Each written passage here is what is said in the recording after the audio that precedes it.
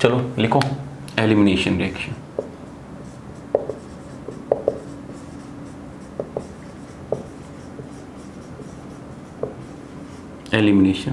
Elimination reaction क्या होती है? जब हेलो एल्केन को हीट किया जाता है, जब हेलो एल्केन को हीट किया जाता है एल्कोहलिक KOH पे और थोड़ी सी हीट की प्रेजेंस पे, तो उसमें हमारा क्या हो जाता है? एलिमिनेशन हो जाता है। मतलब हमारा जो प्रोडक्ट मिलता है वो क्या मिलता है? एल्कीन मिलता है। सिंपल सी क्या है कि जब तुम when you heat halo alkane in presence of alcoholic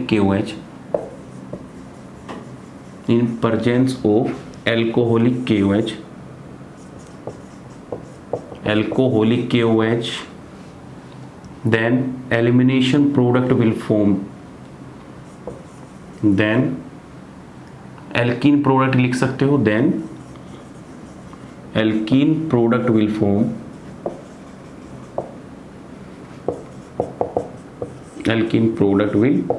देखो कोई भी हेलो एल्केन है, अगर उसे तुम हीट कर दोगे किस पे? When you heat haloalkane in the presence of alcoholic KOH, then alkene product will form. This is called as the elimination reaction. जैसे सिंपल सी रिएक्शन देखो, ठीक है।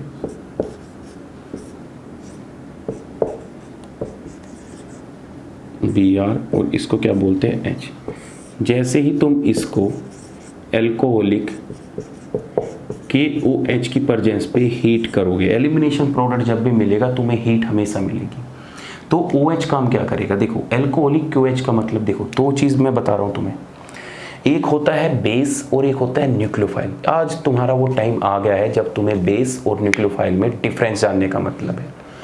न्यूक्लियोफाइल का मतलब होता है कि वो अटैक मारेगा जहां पे इलेक्ट्रॉन डेंसिटी कम है, और बेस का मतलब है कि बेस अटैक मारेगा जहां पे उसे एसिडिक हाइड्रोजन मिलेगा। मतलब बेस पीछे भागता है हाइड्रोजन के और न्यूक्लियोफाइल पीछे भागता है एसिड डेफिशिएंसी जगह के जहां पे इलेक्ट्रॉन की कमी है। दोनों के बीच में डिफरेंस समझ में आ रहा है क्या? तो अब एल्कोहलिक KOH और एक्वस KOH का मतलब क्या होता है? डिफरेंस यही है कि अगर मैं यहाँ पे एक्वस KOH यूज करूँ तो एक्वस KOH में जो OH नेगेटिव है वो न्यूक्लियोफाइल की तरह बिहेव करता है, लेकिन एल्कोहलिक KOH में जो OH नेगेटिव आता है वो एक स्ट्रॉन्ग बेस की तरह बिहेव करता है, जैसे NaOH की तरह बिहेव करता है।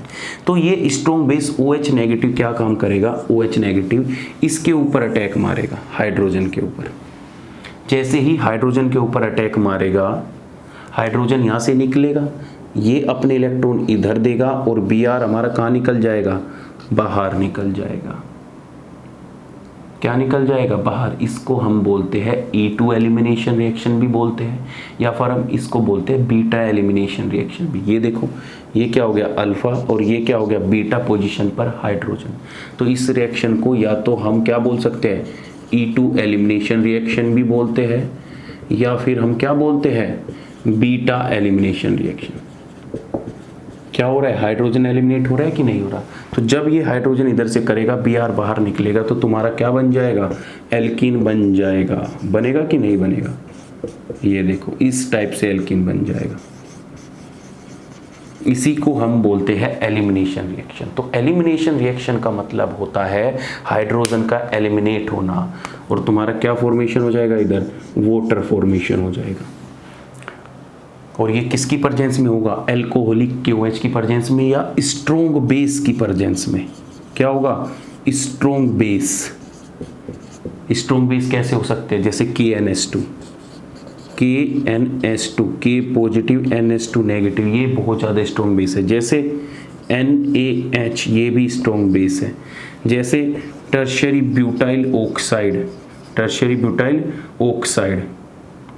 O negative. और तुम्हारा एल्कोहलिक KOH तो एग्जाम्पल है ही, एल्कोहलिक KOH। ALC लिखते हो, यहाँ पे पूरा लिखने की जरूरत नहीं है, ALC भी लिख दोगे तो तब भी काम चल जाएगा। एल्कोहलिक का मतलब क्या होता है, ALC एल्कोहलिक। तो हाईली स्ट्रॉन्ग बेस की प्रेजेंस में एलिमिनेशन रिएक्शन होती है। क्यों?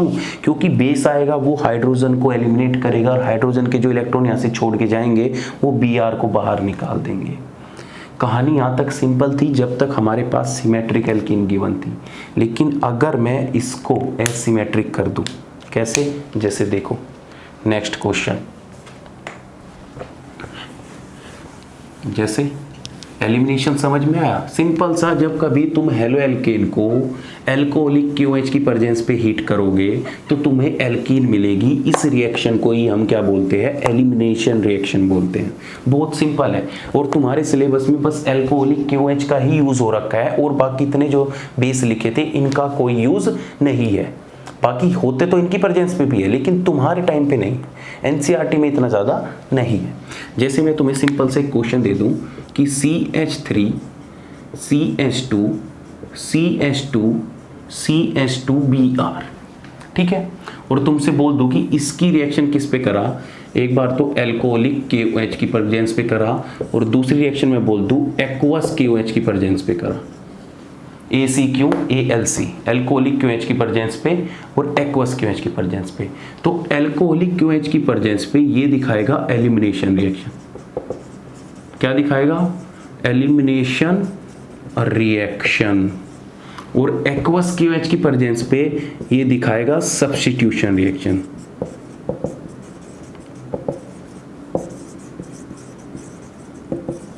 समझे? तो जब एलिमिनेशन रिएक्शन दिखाएगा तो तुम्हारा वहां पे प्रोडक्ट क्या मिलेगा?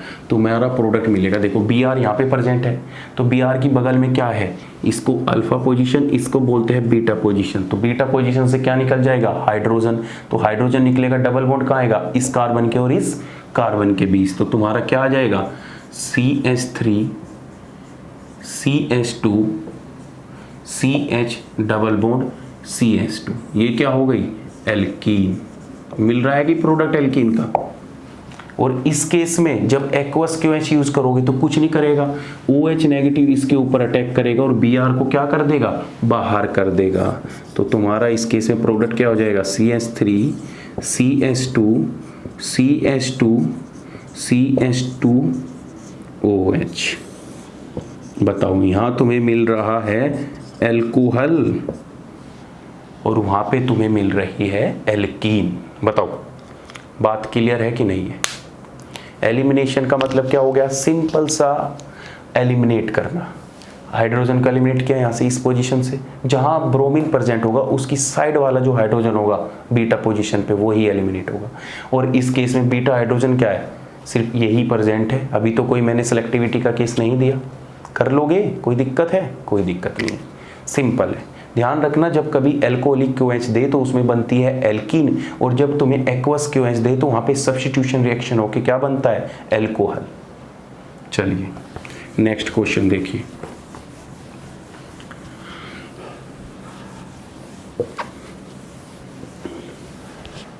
अगर तुम्हारे पास क्वेश्चन कुछ इस तरीके का आ जाए, CH3 CH Br CH3, ठीक है, और इसकी रिएक्शन तुमसे कराए एल्कोहलिक QH की प्रेजेंस पे, एल्कोहलिक QH की प्रेजेंस पे, तो इस केस में तुम्हें क्या मिलेंगे? दो प्रोडक्ट मिलेंगे। क्या मिलेंगे? दो प्रोडक्ट मिलेंगे। मिलेंगे कि नहीं मिलेंगे? क्यों दो प्रोडक्ट मिल रहे हैं? क्योंकि जब हम एलिमिनेट कराएंगे तो हमारे पास दो पॉसिबिलिटी है। ये अल्फा पोजीशन हो गई तो ये भी बीटा हाइड्रोजन है और ये भी बीटा हाइड्रोजन है। बीटा हाइड्रोजन बोले कि जहाँ पे हैलोजन जुड़ा है उसकी बगल में जो कार्बन जुड़ा है उस पर जितने हाइड्रोजन है उनको हम क्या बोलते हैं? Beta hydrogen. क्या बोलते हैं? बीटा। इसकी बगल में अल्फा बीटा, और ये पोजीशन क्या हो जाती है? गामा। ये पोजीशन क्या हो जाती है? गामा। ठीक है। अब देखो, दो पॉसिबिलिटी है। हाइड्रोजन यहाँ से भी निकल सकता है, हाइड्रोजन वहाँ से भी निकल सकता है। निकल सकता है ना हाइड्रोजन? भाई चाहे तो ये हाइड्रोजन निकल सकता है यहाँ से, या फिर क्या निकल सकता है? CH2, ये भी तो निकल सकता है यहाँ से। पॉसिबिलिटी दोनों है। तो पहला जो हमारा ए केस बनता है, अगर मैं प्रोडक्ट बनाऊँ तो हमारा क्या बना? हमारा बना C डबल बॉन्ड C और इधर क्या आया CH3 और इधर क्या आया हाइड्रोजन और इधर क्या आया CH3 और इधर क्या आया हाइड्रोजन। पहला प्रोडक्ट तो बना ये। सेकंड प्रोडक्ट क्या बना? सेकंड प्रोडक्ट बना हमारा CH3 CH2 CH double bond CH2। भाई एक प्रोडक्ट बना ये, एक प्रोडक्ट बना ये।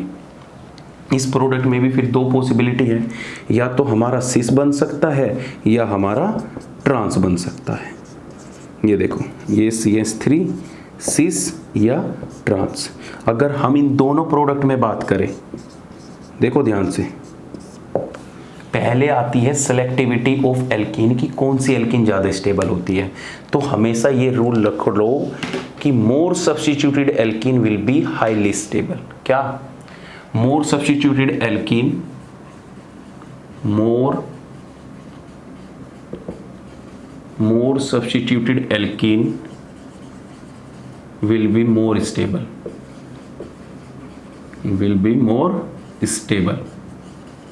मतलब मोर सब्स्टिट्यूटेड का मतलब होगा कि जिस एल्कीन पे ज़्यादा ग्रुप अटैच होंगे वो एल्कीन ज़्यादा स्टेबल होगी। जैसे इस पर क्या देखो CH3 दो ग्रुप अटैच है, इस एल्कीन पे देखो बस एक यही ग्रुप अटैच है, उधर क्या है सिर्फ दो हाइड्रोजन ही प्रेजेंट है। तो इन दोनों एल्कीन की सिलेक्टिविटी की बात करें तो ये एल्कीन क्या होगी? जीत जाएगी। मतलब सिंपल सी बात, पहले तुम्हें आती है सिलेक्टिविटी ऑफ एल्कीन की। जिस हाइड्रोजन को निकालने से, जिस हाइड्रोजन को एलिमिनेट करने से हाईली सब्स्टिट्यूटेड एल्कीन मिल जाती है, वही तुम्हारा प्रोडक्ट होगा। अब देखो तुम जब ये हाइड्रोजन निकालते हो तो टर्मिनल पे डबल बॉन्ड आते हैं, तो इसमें जो सब्स्टिट्यूशन आ रहा है, ग्रुप लगा हुआ है, बस एक ही ग्रुप लगा हुआ है। लेकिन अगर तुम ये हाइड्रोजन निकालते हो तो ये एल्कीन क्या बन जाती है? मोर सब्स्टिट्यूटेड। इधर भी CH3 ग्रुप, इधर भी CH3 ग्रुप, तो हमारी मोर सब्स्टिट्यूटेड एल्कीन एलिमिनेशन प्रोडक्ट में बनती है। अब मोर सब्स्टिट्यूटेड एल्कीन में भी दो कंडीशन आ गई, एक आ गया सिस, एक आ गया ट्रांस। तो तुम्हें पता है कि trans is more stable than cis, तो जो हमारा ट्रांस वाला होगा वो क्या होगा? मेजर प्रोडक्ट होगा। बोलो बात क्लियर है कि नहीं है? जो हमारा ट्रांस होगा वो सिस से ज़्यादा स्टेबल होता है और वही हमारा क्या होगा? मेजर प्रोडक्ट होगा। ठीक है, चलो और बताते हैं, क्वेश्चन कराते हैं कि एलिमिनेशन पे किस तरीके के क्वेश्चन हो सकते हैं, किस तरीके से तुम्हें प्रोडक्ट बनाना है।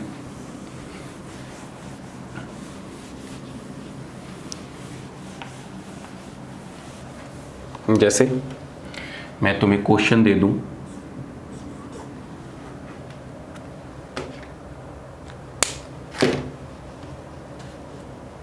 जैसे मैं तुम्हें क्वेश्चन दे दूं CH3 carbon, CH3 hydrogen, CHBr, CH2 CH3। ठीक है, या इसको इतना कॉम्प्लिकेटेड मत करो, छोटा सा कर लो, इतने ज़्यादा कॉम्प्लिकेटेड तुम्हारे क्वेश्चन भी नहीं आएंगे। तुम इसे क्या कर लो, इस तरीके से कर लो CH3, और इसकी रिएक्शन मैं करा देता हूँ एल्कोहलिक KOH की प्रेजेंस में। तो बताओ हमारा प्रोडक्ट क्या होगा? तो प्रोडक्ट सेलेक्ट करते टाइम बस ये ध्यान देखो कि तुम्हारे पास ये हाइड्रोजन प्रेजेंट है CH2H, या तो तुम इस हाइड्रोजन को निकाल सकते हो या तुम इस हाइड्रोजन को निकाल सकते हो। भाई इस हाइड्रोजन का नाम दे देता हूं मैं A और इसका नाम दे देता हूं मैं B। अगर तुम A को निकालते हो तो A के निकालने से टर्मिनल एल्कीन बनती है, और जो टर्मिनल एल्कीन होती है वो लेस स्टेबल होती है।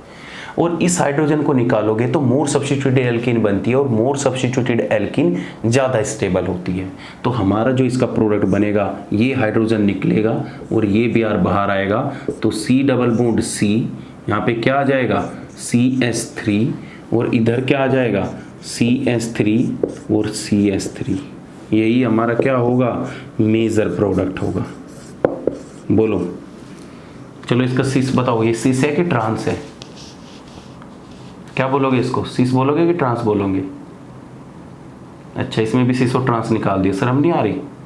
सीसो ट्रांस तभी निकलता है जब एक कार्बन पर दोनों कार्बन पर डिफरेंट ग्रुप अटैच हो। मतलब तुम तभी निकालोगे सीसो ट्रांस जब ये ए और बी, सी और डी, मतलब तुम सिस और ट्रांस तभी निकाल सकते हो कंपाउंड में जब ए नॉट इक्वल टू बी और सी नॉट इक्वल टू डी। ध्यान रखना ये कंडीशन, तुम तभी निकाल सकते हो जब ए नॉट इक्वल टू बी और सी नॉट इक्वल टू डी। ठीक है, तो ये सिस ट्रांस कुछ नहीं होगा। चलिए और क्वेश्चन बता देता हूं तुम्हें, क्वेश्चन करना अब बस तुम्हें।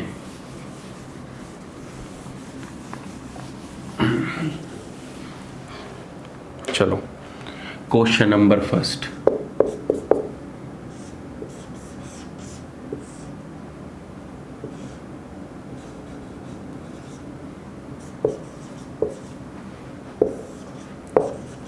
Alcoholic KOH। ठीक है, क्वेश्चन नंबर 2,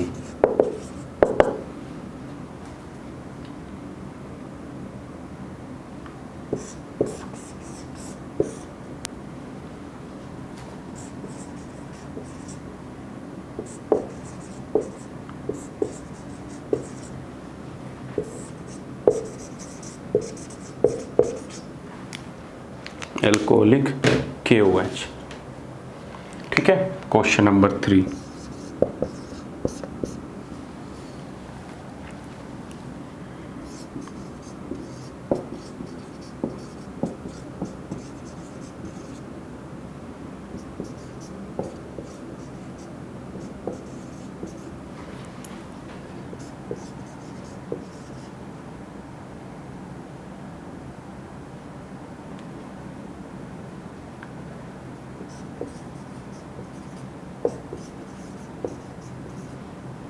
बताइए क्या कंपाउंड हो गए? Alcoholic KOH। बताओ तीनों में क्या प्रोडक्ट बनेगा? तो कुछ नहीं करना, सिंपल सा देखो, मोर सब्स्टिट्यूटेड एल्कीन क्या बन सकती हो। अब इस देखो, अब यहाँ पे भी हाइड्रोजन प्रेजेंट है, यहाँ पे भी हाइड्रोजन प्रेजेंट है, एक हाइड्रोजन इसके पास प्रेजेंट है। ठीक है, तुम यहाँ पे तो प्रोडक्ट बनाओगे कितने? 2 प्रोडक्ट बना सकते हो, बना नहीं सकते क्या? एक बार क्या करोगे, ये प्रोडक्ट बनाओगे CH3 और ये हाइड्रोजन इधर, और दूसरा प्रोडक्ट क्या बना सकते हो तुम इसमें बताओ? दूसरा प्रोडक्ट ये बना सकते हो CH3। अब मैं तुमसे पूछूं इन दोनों में A और B में कौन सा ज़्यादा स्टेबल है, तो तुम्हें कुछ नहीं करना, मोर सब्स्टिट्यूटेड एल्कीन देखनी है। इस एल्कीन पे देखो, इधर CH3 इधर ग्रुप अटैच है, लेकिन इस पे क्या है, सिर्फ 2 ही ग्रुप अटैच है। ये एल्कीन इन दोनों एल्कीन में कौन सी ज़्यादा सब्स्टिट्यूटेड है? ये ज़्यादा सब्स्टिट्यूटेड है कि नहीं है भाई? इस पर देखो 3 ग्रुप अटैच है, 3 ग्रुप देखो, एक ग्रुप तो ये लगा हुआ, ये कट बॉन्ड है, एक ये हुआ और एक ये हुआ, और इसके पास क्या है, सिर्फ यही 2% है कि नहीं है? अरे हाइड्रोजन तो छुपे हैं, हाइड्रोजन को काउंट नहीं करते कभी। बोलो हाइड्रोजन, हाइड्रोजन तो वैलेंसी कंप्लीट करने के लिए ग्रुप देखेंगे CH3। तो हमारा ये कंपाउंड क्या हो जाएगा, मेजर प्रोडक्ट हो जाएगा, और ये क्या हो जाएगा, हमारा माइनर प्रोडक्ट हो जाएगा। ऐसे इसमें देखो, इस केस में क्या होगा, अब हाइड्रोजन यहाँ से भी निकल सकता है और हाइड्रोजन यहाँ से भी निकल सकता है। तो हम कहाँ से निकालेंगे हाइड्रोजन? यहाँ से हाइड्रोजन निकालेंगे। क्यों? क्योंकि जब यहाँ से हाइड्रोजन मिलेंगे तो हमारा कंपाउंड कुछ ऐसा बनेगा। बनेगा कि नहीं बनेगा? CH3, और ये भी क्या होगा, CH3, जो कि एल्कीन क्या बन रही है, हाईली सब्स्टिट्यूटेड, इसलिए ये क्या होगा, मेजर प्रोडक्ट होगा। बोलो बात क्लियर है? लास्ट वाला क्वेश्चन देखो, लास्ट वाले क्वेश्चन में क्या करोगे, ये हाइड्रोजन प्रेजेंट है।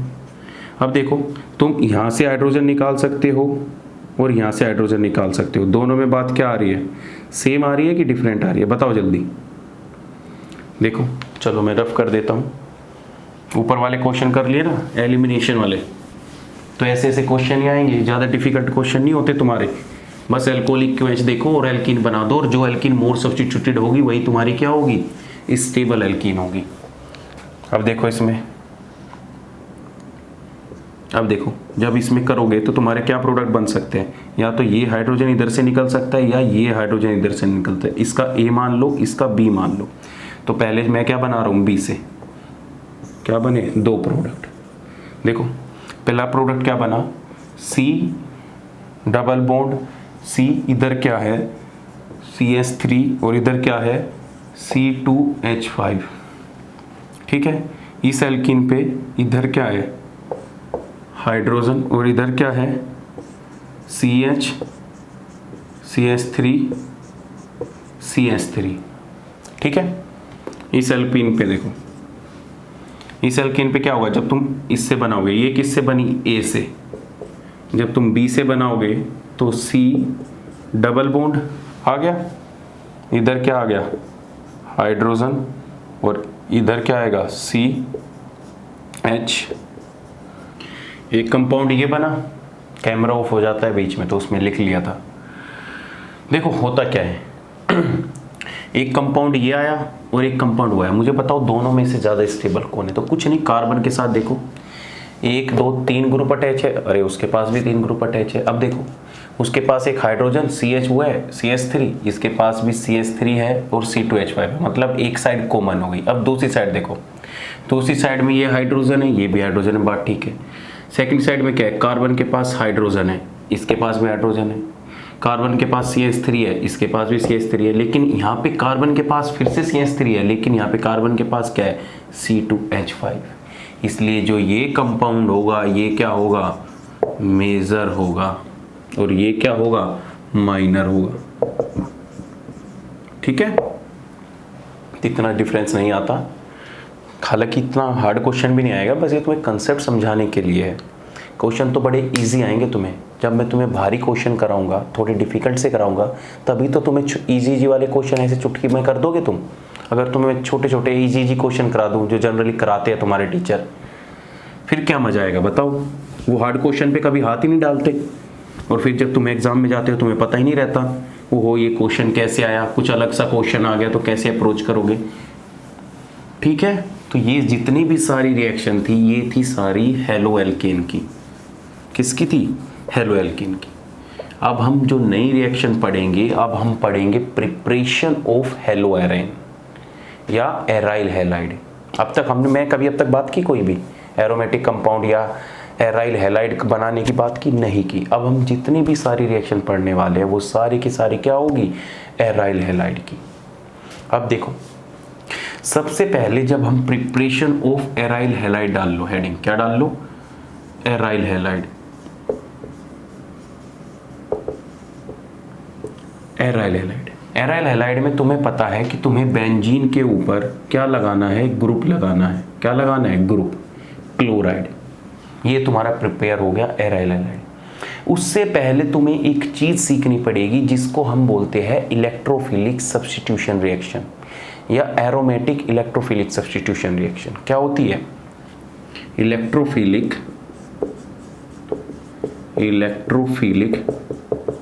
Substitution reaction.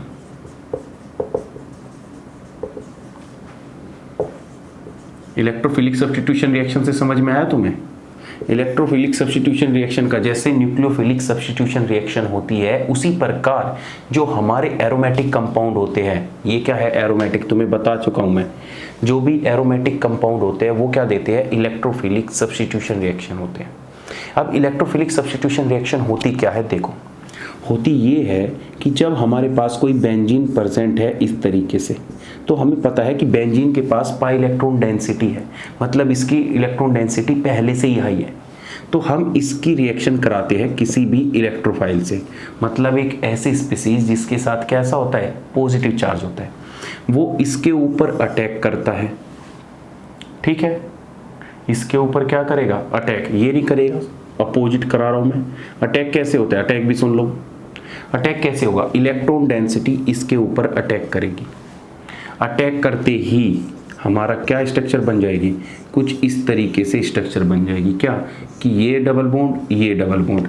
अब इस डबल बॉन्ड ने तो इसके ऊपर अटैक किया, तो इसके ऊपर अटैक करेंगे तो इलेक्ट्रोफाइल यहाँ पे जुड़ गया और हाइड्रोजन यहाँ पे जुड़ गया और पॉजिटिव चार्ज कहाँ पे आ गया, यहाँ पे आ गया। अब जो ये पॉजिटिव चार्ज होता है ये रेजोनेंस स्टेबलाइज होता है।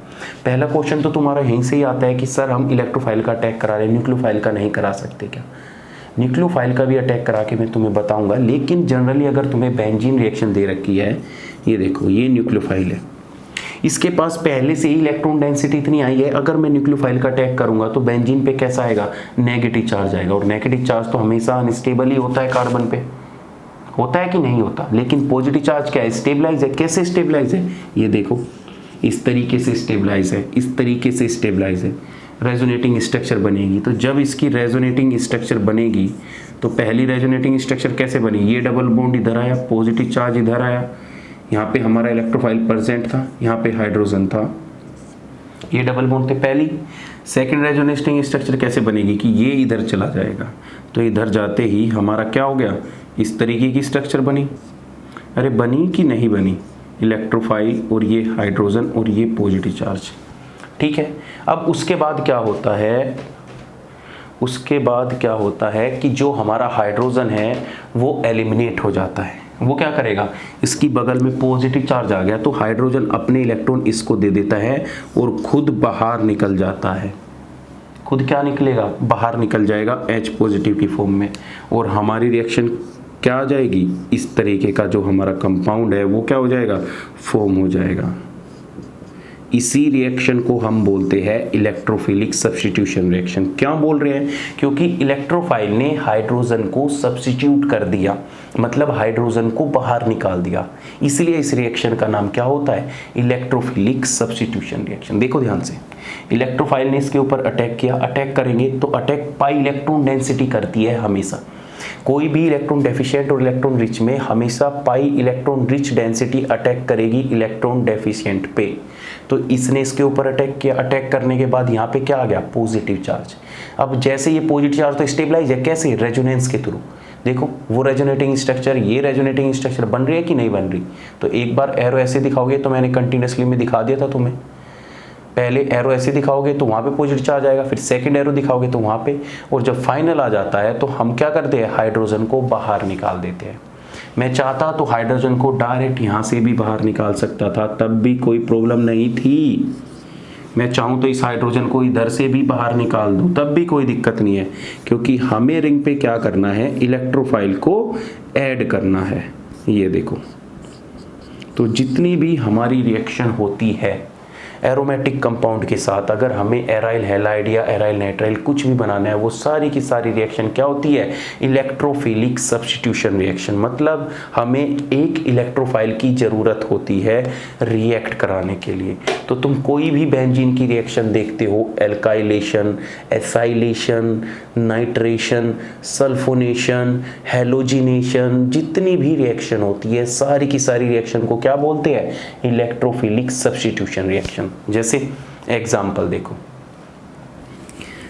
एग्जाम्पल कैसे देखोगे, देखो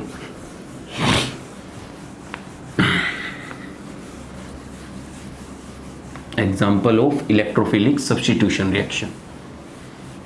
कैसे, example of electrophilic substitution reaction. तो पहला एग्जाम्पल देखो, पहला एग्जाम्पल क्या, कि जब तुम बेंजीन की रिएक्शन, इसको बेंजीन बोलते हैं, बार बार बताने की जरूरत नहीं है, जब तुम बेंजीन का नाइट्रेशन करते हो, क्या करते हो, इसको हम नाइट्रेशन बोलते हैं। तो नाइट्रेशन के लिए रिएक्शन देखो क्या होती है, नाइट्रेशन के लिए हम कंसंट्रेटेड HNO3 लेते हैं और कंसंट्रेटेड H2SO4 लेते हैं, और हमारा क्या हो जाता है, नाइट्रेशन। तो जब नाइट्रेशन होगा तो रिंग पे कैसा चार्ज आएगा, कैसा आएगा, क्या कंपाउंड जुड़ेगा, NO2 कंपाउंड। अगर तुमसे पूछ ले कि इस रिएक्शन में इलेक्ट्रोफाइल कौन प्रेजेंट था, तो इस रिएक्शन में इलेक्ट्रोफाइल था NO2 पॉजिटिव। ठीक है, कर लोगे। ऐसे ही अगर इस रिएक्शन का मैं सल्फोनेशन करा दूं, सल्फोनेशन बेंजीन का, तो सल्फोनेशन बेंजीन का कैसे होता है, या तो इसकी रिएक्शन SO3 और कंसंट्रेटेड H2SO4 पे करा दो, या डायरेक्ट H2SO4 पे करा दो, तो हमारी रिएक्शन का क्या हो जाएगा, सल्फोनेशन हो जाएगा। ये देखो हो गया कि नहीं हो गया। तो हमारी क्या आ जाता है, SO3H आ गया। तो इस केस में इलेक्ट्रोफाइल क्या हो जाएगा, SO3 पॉजिटिव। इलेक्ट्रोफाइल देखो, इलेक्ट्रोफाइल क्या हो जाएगा, SO3H पॉजिटिव हमारा इलेक्ट्रोफाइल हो जाएगा। बोलो हाँ कि ना। तो ये क्या होती है, ये सारे की सारी डायरेक्ट H2SO4 की प्रेजेंस पे करा दो तो भी हमारा HSO4। तो ये भी हमारा क्या होता है, सल्फोनेशन रिएक्शन। इसी को क्या बोलते हैं, भाई अटैक कौन कर रहा है, रिंग पे अटैक कौन कर रहे हैं, इलेक्ट्रोफाइल। इन्हीं सब रिएक्शन को क्या बोलते हैं, इलेक्ट्रोफिलिक सब्स्टिट्यूशन रिएक्शंस। अब होती क्या है, कभी कभी रिएक्शन में इलेक्ट्रोफाइल खुद जनरेट हो जाता है और कभी कभी हमें कुछ एक्स्ट्रा रिएजेंट डालना पड़ता है उस इलेक्ट्रोफाइल को जनरेट करने के लिए। फिर से सुन लो, कभी कभी रिएक्शन में क्या होता है, इलेक्ट्रोफाइल खुद जनरेट हो जाता है। जैसे यहाँ पे H2SO4 हेल्प कर रहे हैं HNO3 की NO2 इलेक्ट्रोफाइल बनाने में, तो हम इसको क्या बोल देते हैं, कैटेलिस्ट, कि एक कैटेलिस्ट डाल दिया जो रिएक्शन को फॉरवर्ड डायरेक्शन कराने में हेल्प कर रहा है। ऐसे ही जो कुछ रिएक्शन ऐसी होती हैं जिसमें हमें लुईस एसिड की ज़रूरत पड़ती है जो रिएक्शन को इलेक्ट्रोफाइल प्रोवाइड कराने में हेल्प करता है। तो अब बात करते हैं प्रिपरेशन ऑफ हेलो एल्केन, क्या, हेलो एरेन। तो सबसे पहले देखो हेलोजिनेशन रिएक्शन, हेलोजिनेशन रिएक्शन। अब हेलोजिनेशन रिएक्शन में क्या होता है कि हम बेंजीन को क्या करते हैं, बेंजीन रिंग को डायरेक्ट हेलोजिनेशन कराते हैं, किसकी प्रेजेंस में, FeCl3 की प्रेजेंस में। किसकी प्रेजेंस में, FeCl3 की प्रेजेंस में, और कुछ ना कुछ हीट गिवन होती है। और जब ये रिएक्शन कराते हैं तो डायरेक्ट हमारा क्या हो जाता है, डायरेक्ट हमारी रिएक्शन हो जाती है और रिंग पर क्या आ जाता है, क्लोराइड आ जाता है। इस रिएक्शन को क्या बोलते हैं, इलेक्ट्रोफिलिक सब्स्टिट्यूशन रिएक्शन। अगर यहाँ तुमसे कोई पूछे कि व्हाट इज द इलेक्ट्रोफाइल, तो इलेक्ट्रोफाइल यहाँ पे क्या है, क्लोराइड पॉजिटिव है। अब होता क्या है रिएक्शन में, देखो जो हमारी रिएक्शन होती है वो जब कभी भी बेंजीन रिंग पर कोई अटैक होगा तो वो हमेशा इलेक्ट्रोफाइल ही अटैक करेगा। और इलेक्ट्रोफाइल अटैक करने के लिए रिएक्शन में इलेक्ट्रोफाइल को जनरेट कराना जरूरी होता है, और वो जनरेट कराने में जो हेल्प करता है उसको हम बोलते हैं लुईस एसिड। क्या बोलते हैं उसको, लुईस एसिड। जैसे याद करो, एल्कोहल से हम क्या बना रहे थे, हेलो एल्केन बना रहे थे, तो उस केस में हमने ZnCl2 डाला था। तो ZnCl2 क्या कर रहा था, एक लुईस एसिड का काम कर रहा था। वो क्या कर रहा था, उस बॉन्ड को वीक कर रहा था, ऑक्सीजन के और कार्बन के बॉन्ड को। ठीक उसी प्रकार यहाँ पर FeCl3 क्या करता है, इस Cl2 के साथ रिएक्शन करता है और क्लोराइड, एक क्या, क्लोराइड नहीं बोलेंगे इसको, बोलेंगे chloronium ion.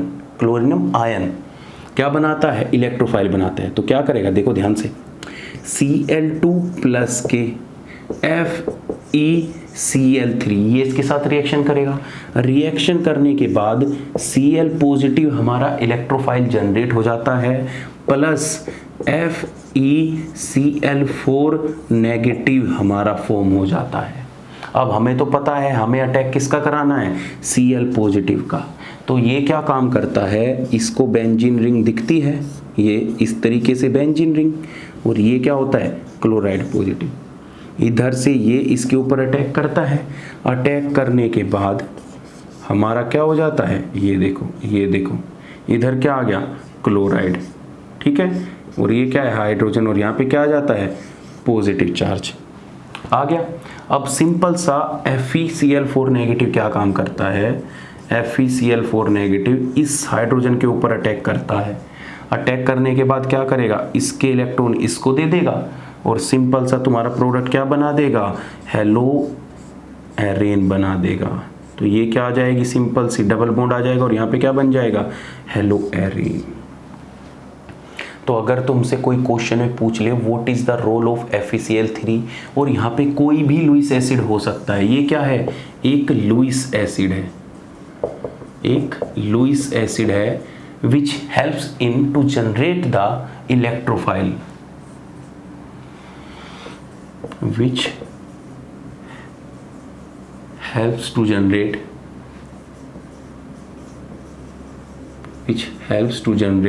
electrophile during the reaction, इसलिए वो कोई भी इलेक्ट्रोफाइल हो सकता है, AlCl3 हो सकता है, FeCl3 हो सकता है, FeBr3 हो सकता है, एनी इलेक्ट्रोफाइल जनरेट कर देता है। तो ये सारे के सारे लुईस एसिड की जरूरत क्यों पड़ती है, ध्यान से सुन लो, क्वेश्चन यही आता है कि why we add Lewis acid, क्योंकि लुईस एसिड हेल्प कर रहा है इलेक्ट्रोफाइल जनरेट कराने में। तो इसको क्या बोलते हैं, क्लोरोनियम आयन, IM लगता है बाद में, CHLORONIUM जिसके लास्ट में लग जाए उसके ऊपर मतलब पॉजिटिव चार्ज है, तो इसको क्या बोलते हैं, क्लोरोनियम आयन। ठीक है, तो इसको हेल्प करता है जनरेट करने में। बेंजीन रिंग की इलेक्ट्रॉन डेंसिटी इसके ऊपर अटैक करती है और डायरेक्ट हमें क्या मिल जाता है, हेलोएरिन मिल जाता है। सिंपल है, बताओ सिंपल है कि नहीं। अब कुछ नहीं करना, बस डायरेक्ट हेलोजिनेशन करके तुम डायरेक्ट कंपाउंड बना सकते हो। जैसे देखो बहुत सारी रिएक्शन, अरे हेलोएरिन तो बहुत सिंपल है, एक ही रिएक्शन सारा काम कर देती है। कौन सी, इलेक्ट्रोफिलिक सब्स्टिट्यूशन रिएक्शन। अब देखो कुछ नहीं करना, जब कभी भी तुम्हें रिंग पे अटैक कराना हो तो हमेशा देख लेना रिएक्शन में लुईस एसिड प्रेजेंट है या नहीं है। अगर रिएक्शन में लुईस एसिड प्रेजेंट नहीं है तो वो रिंग के ऊपर अटैक नहीं करेगा। तो अब जब तुम्हें कभी भी ब्रोमो एल्केन बनाना हो तो कुछ नहीं करना, सिंपल सा क्या करो, ये करो और इसकी रिएक्शन किसके साथ करा दो, Br2, और लुईस एसिड क्या ले लोगे, FeBr3। ठीक है, क्यों, देखो सिमिलरिटी क्यों लेते हैं, जो तुम यहाँ पे ले रहे हो, अगर यहाँ पे Cl2 लेते तो यहाँ पे क्या ले सकते थे, AlCl3 भी ले सकते थे, यहाँ पे FeCl3 भी ले सकते थे। जब यहाँ पे Br ले रहे हो तो क्या लोगे, AlBr3 ले लो और FeBr3 ले लो। तो इन दोनों को सेम ही रखना जिससे रिएक्शन अच्छी होती है। क्यों, क्योंकि इससे बनने वाला सिमेट्रिकल कंपाउंड ज़्यादा स्टेबल होता है। बस ये रीज़न है, बाकी तुम ज़्यादा डिटेल में मत घुसो। ठीक है, तो इसके साथ जब रिएक्शन कराओगे तो डायरेक्ट क्या हो जाएगा, ये कंपाउंड बन जाएगा, ब्रोमो। हो गया। अब देखो ध्यान से, जो मैं रिएक्शन तुम्हें लिख रहा हूँ, अब ऐसे ही हम क्या करा सकते हैं, इस रिएक्शन का एल्काइलेशन करा सकते हैं। कैसे, अगर मैं यहाँ पे ले लूँ CH3Cl और सामने क्या ले लूँ, एनहाइड्रस AlCl3, ये क्या है, एनहाइड्रस AlCl3, लुईस एसिड, जो क्या हेल्प करता है क्या बनाने में, इलेक्ट्रोफाइल जनरेट करने में। और इसी रिएक्शन को हम क्या नाम दे देते हैं, फ्रीडल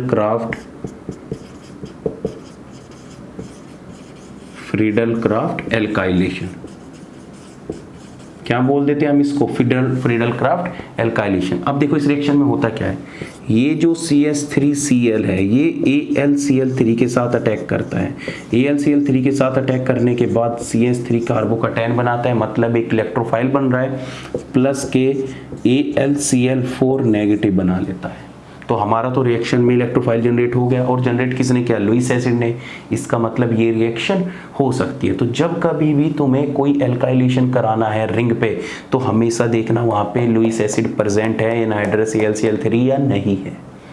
तो जब रिएक्शन हो जाएगी तो हमारा प्रोडक्ट क्या बन जाएगा, सिंपल सी रिएक्शन हो जाएगी, और क्या आ जाएगा, CH3 कंपाउंड आ जाएगा। क्या बोलते हैं इस कंपाउंड को, टोलरिन। क्या बोलते हैं इसको, टोलरिन। ऐसे ही हमारी होती है फ्रीडल क्राफ्ट एसाइलेशन। क्या होती है, फ्रीडल क्राफ्ट एसाइलेशन।